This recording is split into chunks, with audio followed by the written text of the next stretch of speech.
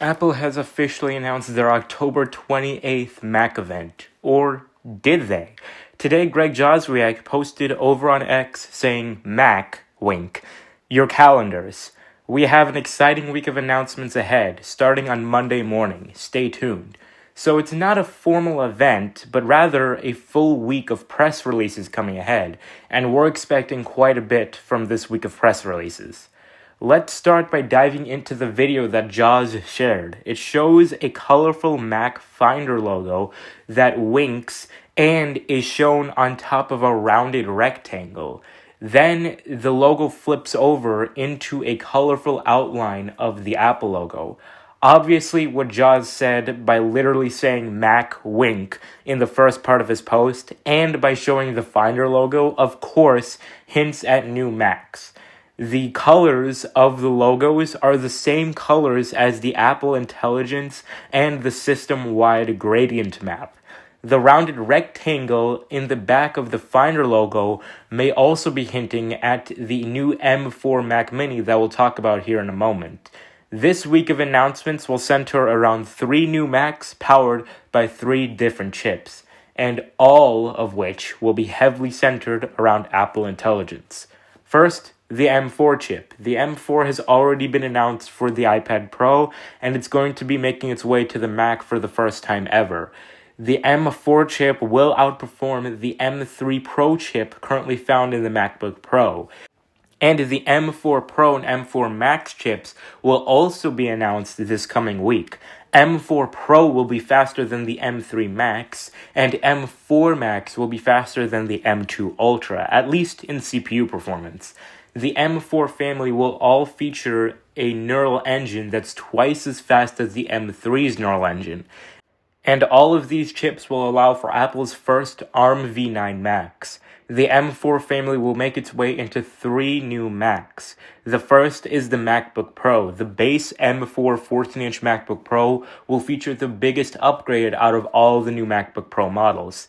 This base model will now feature the space black finish that was previously exclusive to the Pro and Max models. This base model will also now have 3 Thunderbolt ports compared to the 2 on the current 14-inch M3 model. And this base model will finally break free from the 8GB of memory base model and jump up to 16GB for the new base model.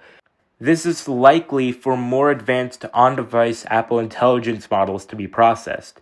And yes, this base model will finally allow for full support for 2 external displays. The current M3 14-inch MacBook Pro does allow for 2 external displays, but only when the laptop is closed. Now, thanks to a more advanced display engine in the M4, this will allow this new base model to support 2 external displays when the laptop lid is open. And all of this was confirmed by 2 leaked unboxings of this base model. I'll leave my breakdown of one of these unboxings up here. So all of this is very concrete.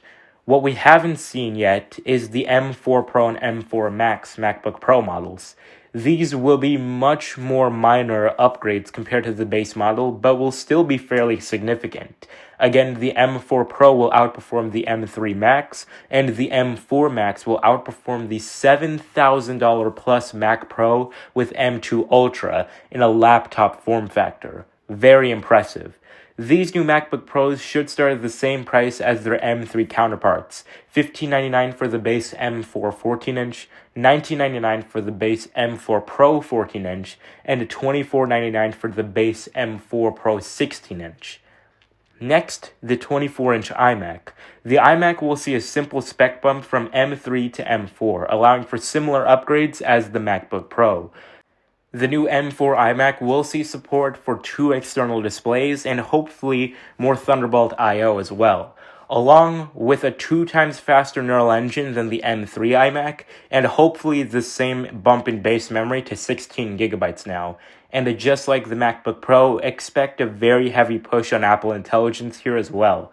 The iMac should start at the same price of $1,299. But the Mac to be the most excited for next week is the new M4 Mac Mini. This will be the first redesign of the Mac Mini in 14 years.